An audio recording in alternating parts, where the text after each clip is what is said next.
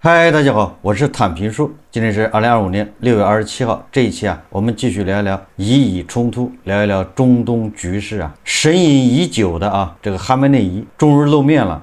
当地时间6月26号，伊朗最高领袖哈梅内伊官方账号在社交平台接连发文，祝贺伊朗取得胜利。几分钟后哈梅内伊发表电视讲话，这也是哈梅内伊在伊朗与以色列停火后首次露面发表讲话。当然了，这个哈梅内伊在伊朗这个电视台的讲话到底是录像还是现场直播，这不好说不过伊朗叫塔斯尼姆通讯社发布了这个哈梅内伊的讲话全文我们一起看一下这个哈梅内伊的讲话有人称之为是银学这个巅峰，把银学推向了一个高潮。首先这个哈梅内伊给伊朗人民3个祝贺，简单的理解就是伊朗赢3次，这个确实这个通常咱们都只听说过双赢2次，对吧？这个东方的银学是赢2次嘛？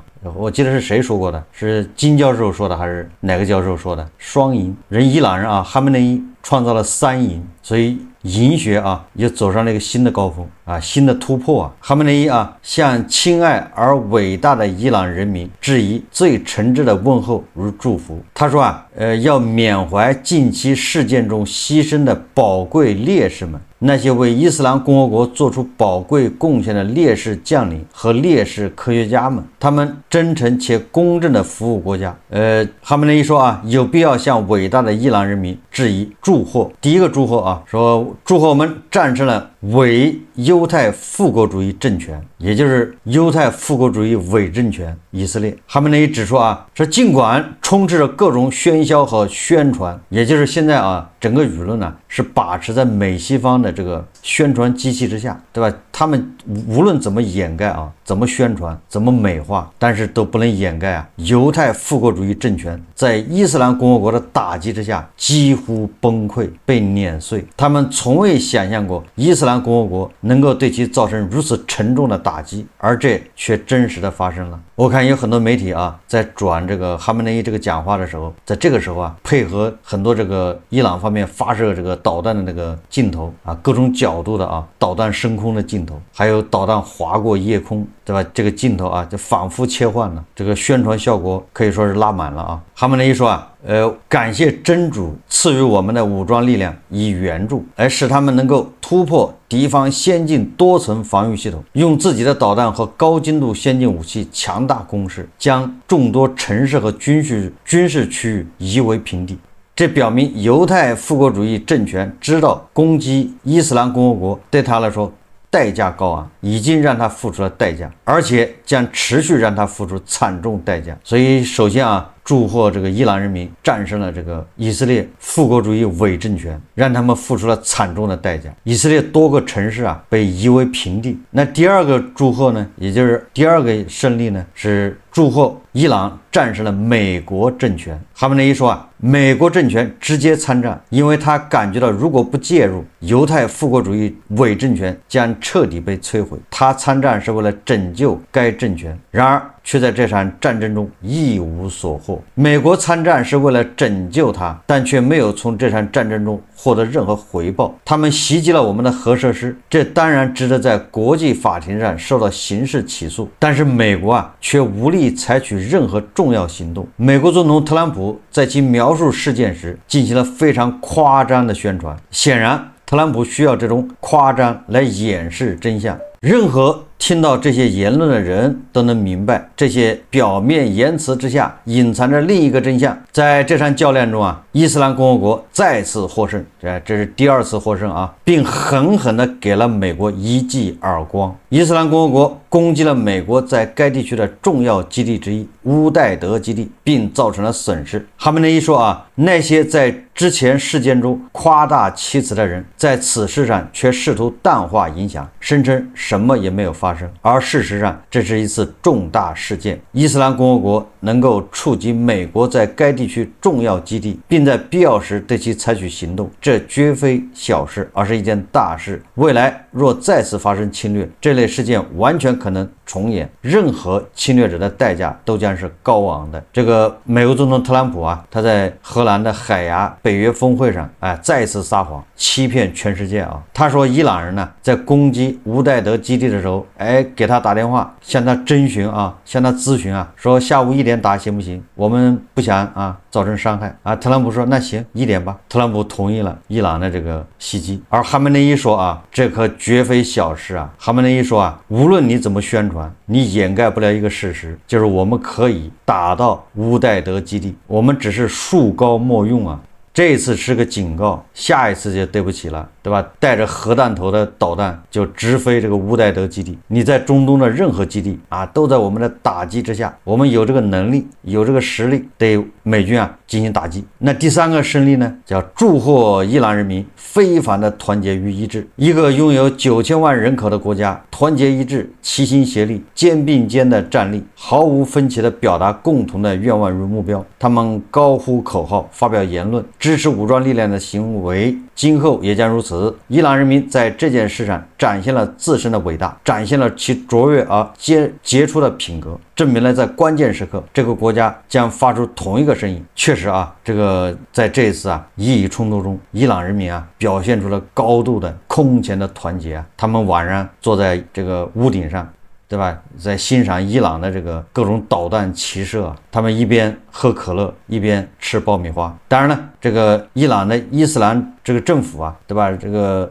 教士集团也非常贴心没有给伊朗人民发武器，让他们组织起来抵抗这个以色列和美帝，对吧？战争就应该让老百姓离开，打仗嘛是军人的事，对吧？不像有些政权有些伪政权，有些傀儡政权一打仗就给老百姓发枪，这个是不负责任的。我们看看伊朗政权，它是个负责任的政权但遭到这个强敌来临的时候，强敌入侵的时候，冲上去的都是将军对吧？所以说这一次报销了30多个将军，为国捐躯所以说这伊朗人民是空前的团结最后这个哈梅内伊还专门对这个特朗普的这些在媒体面前说的话在这个各个场合说的这个话进行了点评。哈梅内伊说我想作为一个基本要点提出的是，美国总统在一次讲话中声称伊朗必须投降。他这已经不是关于核浓缩的问题，也不是关于核工业的问题，而是关于让伊朗投降的问题。这话太大了，不应该从美国总统嘴里说出来。伟大的伊朗，拥有这样的历史文化，钢铁般民族意志的伊朗，对这样一个国家说投降这个词，这对于了解伊朗民族的人来说无疑是一种嘲讽。最后这个哈梅内伊说伊朗民族是一个伟大的民族，伊朗是一个强大而广阔的国家，伊朗拥有古老的文明，我们的文化和文明财富比美国等国家高出数百倍。这个哈梅内伊说的很有意思这文化和文明财富比美国等国家高出数百倍。不知道他这个怎么算他有他的算法。如果有人指望伊朗向另一个国家投降，这是一种荒谬的必将遭到智者和有识之士的嘲笑。伊朗人民是高贵的，将永远高贵；伊朗是胜利的，将在真主的恩赐下永远胜利。这个是哈梅内伊自从6月18号发表讲话以来超过1周时间没有公开露面这个是第一次露面，但是这个露面到底是不是真人是吧，还是放的视频，这不太清楚对吧？要说语音学还得看伊朗毕竟伊朗这个也是古老的文明嘛，号称有5000年历史。哈梅内伊一出手立马就是赢3次，犹太复国主义政权乖乖的停火了，迫于伊朗人民的这个气势在伊朗伊斯兰革命卫队的导弹面前，犹太复国主义政权瑟瑟发抖。第二个，给了美国一记响亮的耳光，对吧？就问你特朗普疼不疼？伊朗的伊斯兰共和国拳打美帝，对吧？脚踢小霸王。伊朗是迄今为止人类历史上，对吧，第一个同时打赢美帝和中东小霸王的国家。这美国人这个特朗普他觉得纳闷，他理解不了他说美国没有挨耳光就是这就是一个国家一个政权悲哀的地方，被人打了他自己不知道。还有什么比这个更悲哀的吗？对吧？你拥有再多的什么先进的武器，你拥有再多的什么高科技，有什么用呢？你被人打了，你自己都不知道。在这里建议提示一下特朗普还有美国，对吧？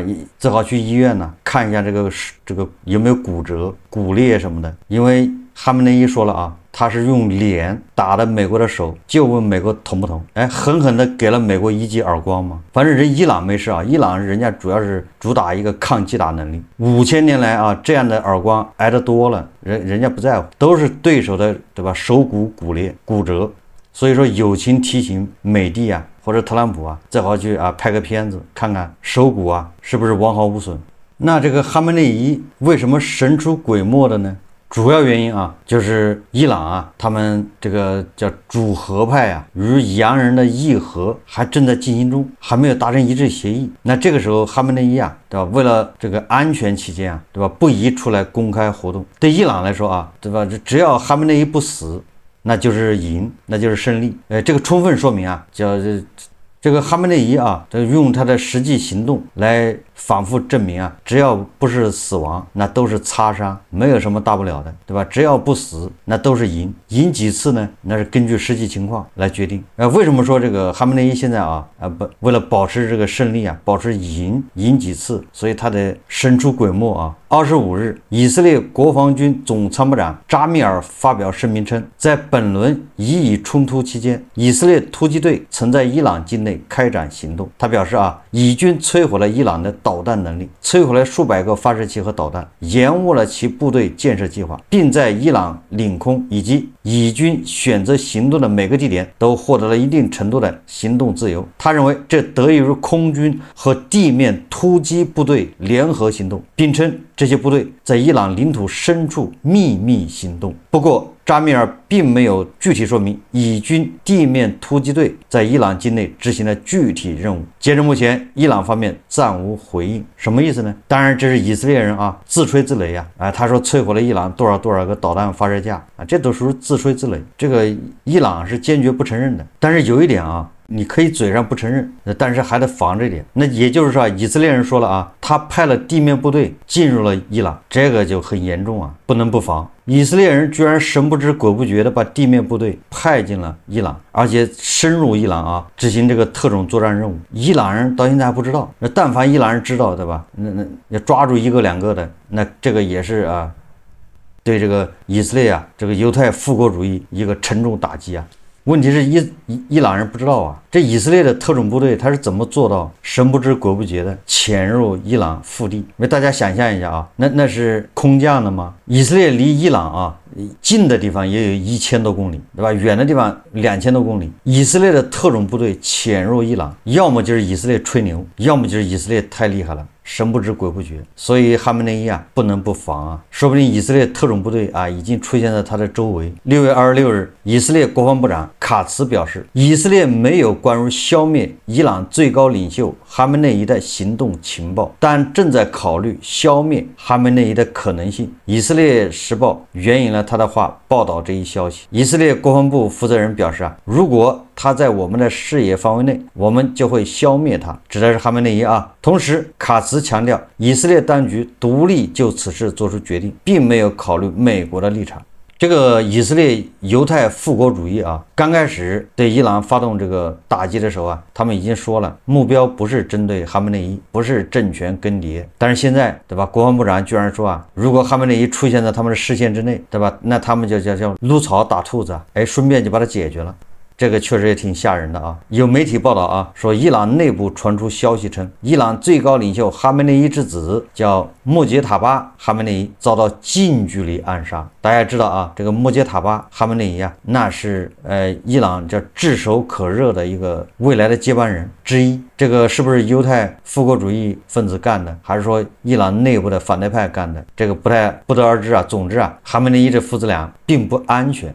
所以这个伊朗国内啊也开展了轰轰烈烈的抓内奸、抓间谍的行动，或者叫群众运动啊。这个伊朗塔斯尼姆通讯社25日消息称，3名被指认为以色列情报和特勤局，就是摩萨德间谍的人员在伊朗被处决。伊朗塔斯尼姆通讯社称这3人被控携带暗杀设备进入伊朗，已于当地时间25日上午被处决这叫从快从重来不及审判，这就是震慑还潜伏在伊朗的这些犹太复国主义分子的这个间谍。这个紧急情况下啊，这个叫战时状态，那这些枪毙、枪决就采取简易程序啊。这个伊斯兰革命卫队和伊朗情报机构啊联合行动，在伊斯法罕逮捕了3名乌克兰籍嫌疑人，3人当时携带武器，计划对当地一家无人机制造厂实施恐怖袭击。伊朗最高法院已对3名嫌疑人判处死刑，执行方式为绞刑。还是这个伊朗的通讯社啊，25日报道，以色列对伊朗发动的袭击12天中，伊朗情报和安全部队已经逮捕了超过700名为以色列从事间谍活动的人，逮捕人数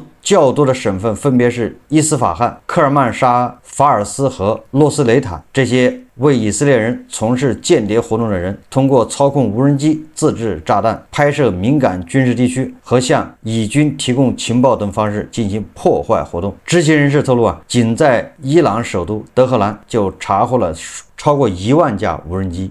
简单点说啊，就是伊朗的伊斯兰革命政权啊，这个教士集团呢，他们处决的伊朗人恐怕比以色列啊炸死的伊朗人还要多。这一幕啊，在很多古老的国家，对吧？所谓的文明越长，那这种事情就越多。用一句时髦的话说啊，耳熟能详的话啊，叫攘外必先安内。一旦在外面吃了败仗，打不过人家，他要向内找原因，那就是内奸太多，带路党太多。打不过这个犹太复国主义，打不过美帝，我还收拾不了这些内奸吗？当然了，这些内奸啊，只不过是他们内部的异议分子，也就是不同的声音。当义和团呢打不过洋人的时候，他采取的也是这个办法。义和团在洋人面前一次一次的失败，他最后的结论就是内部出了内奸，所以把城门一关，开始抓内奸。这个伊朗的教士集团啊，深谙此道啊。这个到底是震慑、是报复犹太复国主义，是震慑特朗普，还是震慑伊朗内部人民？大家一目了然。我们再看看这个犹太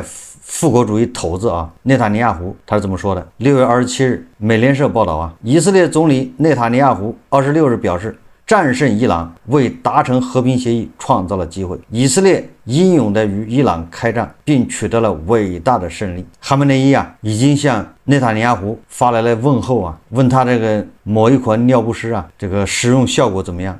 对吧？关于尿不湿这一块，对吧？大家互相交流交流，对吧？哪一款量大还亲肤啊？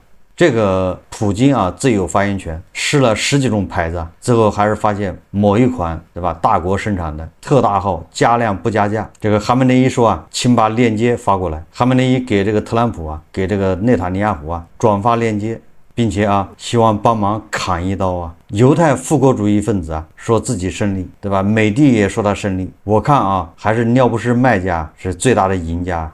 伊朗的这个强硬派议员马哈迈德叫纳巴维安，在伊朗国家电视台表示啊，这一战啊奠定了伊朗的国际地位。战前伊朗只是一个地区强国，如今我们伊朗已经成为一个国际强国，我们的帝国也就是伊斯兰共和国正在伊斯兰旗帜下崛起。自从这个特朗普啊恳求伊朗，对吧，放自己一马，恳求啊，以近乎乞求的方式啊，要求伊朗停火。这个之后啊，特朗普进一步要求啊，恳求与伊朗进行谈判。这个白宫的新闻秘书莱维特6月26日对媒体表示啊，美国当下正在通过外交途径与伊朗进行谈判，以实现中东地区的持久和平。这个特朗普也说啊，说美国与伊朗下周将举行会谈，并可能签署一项协议。特朗普在出席北约峰会时对媒体表示，伊朗与以色列之间的停火正在顺利推进。然而，特朗普的这个说法遭到了伊朗人的打脸，再一次打脸啊！路透社消息啊，伊朗外长阿拉格齐周四在接受采访时表示，伊朗目前没有与美国会晤的计划，也就是说啊，特朗普恳求啊与伊朗进行谈判，伊朗还没同意呢。伊朗方面希望啊，美国要端正态度，挨打了要立正，对吧？不要在这个国际上到处乱说啊，释放假消息，混淆视线。先要承认自己挨了这个响亮的耳光。阿拉戈齐表示啊，德黑兰正在评估是否与美国进行对话，符合伊朗国家利益。这个特朗普啊，一计不成啊，又生一计啊，对伊朗是威逼利诱啊，恳求伊朗参加谈判。那伊朗人义正言辞的拒绝，说要考虑考虑。然后这个特朗普一看啊，一计不成啊，又生一计。美国有线电视新闻网啊引述消息人士报道说，特朗普政府啊有意协助伊朗建设民用核设施，并解除数十亿美元遭到冻结的资金，以推动伊朗重返谈判桌。你看看，还是特朗普先跪下了。伊朗就是这么硬气。消息人士透露美国计划协助伊朗获得高达300亿美元，用于建设民用核设施。这笔资金不会直接来自美国，而是可能由阿拉伯国家盟友承担。中东事务特使维特科夫最近与海湾合作伙伴召开了数小时的秘密会议。维特科夫在全国广播公司的一个节目中表示，美国正在寻求一个全面的和平协议，所有提案都将阻止伊朗获得核武器。伊朗不得自行制造浓缩铀，但可以从国外进口浓缩铀。如果不是美国失败了，如果不是特朗普，美国挨了响亮的耳光，美国怎么可能给伊朗300亿美元呢？只有失败的国家才会有赔款，这不就相当于战争赔偿吗？300亿美元，这一点充分说明美帝失败了，老老实实赔钱，妄图拿300亿来贿赂伊朗。在这里不得不佩服对吧？这个伊朗的最高领袖哈梅内伊，特朗普都说了这个波斯人民就是伊朗人非常善于做生意，非常善于贸易。善于做生意，善于贸易，就是头脑灵活。哈梅内伊跟这个地堡老人比起来，虽然他们都是地堡爱好者没事就在地堡里待着凉快但是显然哈梅内伊比普京脑子灵活得多。哈梅内伊绝不放过任何一个和平的机会，停火的机会，对吧？一看有停火机会，马上就停火一停火就宣布3赢，然后组织伊朗民众游行示威。也就是说哈梅内伊对伊朗国内这个局势的把控以及对国际局势的这种把控，审时度势这个水平比普京要高得多。哈梅内伊把伊朗从一个战争的泥潭中迅速的解救出来，而且还要让美国人赔偿300亿美元，这个水平还是很高的。你再看一看普京，现在战争泥潭里面都快4年了。有这么多次这个停火这个机会，普京都没有把握住就在那硬扛，不断的加仓，越陷越深这一点你也不能不服这个哈梅内伊哈梅内伊你看绝不加仓，立马切割斩仓，割肉止损完了之后宣布自己胜利了。普京就做不到这一点，做不到这一点，那后果是非常严重的现在是他不停的加仓，这个仓位越来越重，越来越舍不得割肉，没有办法止损只能一条道走到黑。那么哈梅内伊现在有2种选择：一，带领伊朗搞经济，对吧？让伊朗的那些改革派、洋务运动的那些人上台，一心一意发展经济，再也不要上那个普京的当，不要跳普京挖的坑。还有一个就是继续搞他的核武器，对吧？继续充当普京的工具。那哈梅内伊这个下场恐怕就跟萨达姆卡扎菲都差不多。特朗普说了这只是停火，不是停战。要想停战，那就是外交谈判，伊朗彻底的放弃制造核武器。最后有个问题比较棘手摆在这个以粉面前，不太好选择，大家帮着参谋参谋现在以色列和伊朗不管谁赢谁输，他们停火了，也就是他们很多地方被炸掉了，要重建，对吧？伊朗已经说了要马上进入重建工作，这以色列也一样很多大楼被炸也要重建，那么他们需要建筑工人。本来大国就有很多人在以色列都是建筑工人，伊朗也有。以色列呢现在开价说建筑工人月薪4万到6万人民币，部分岗位与那个就比如木工电焊工，税后月薪4万5到5万5之间。厨师岗位是2万到3万，月发，从不拖欠。那么伊朗提供呢，对吧？由于在伊朗的这个建筑工人少，但是因为伊朗的重建肯定对吧，东大也有些央企对吧？这是中铁几局对吧？中建几局肯定会参与到伊朗的重建中。那是铁子工人薪资大概在1天400到600，所以现在这些以粉就面临这个选择，是去伊朗帮助伊朗重建呢，还是去以色列帮以色列重建？这个以粉就犯难了。好，这期节目我们就聊到这里，感谢大家收看。如果喜欢我的节目，欢迎订阅转发，也可以在下方留言评论，谢谢大家。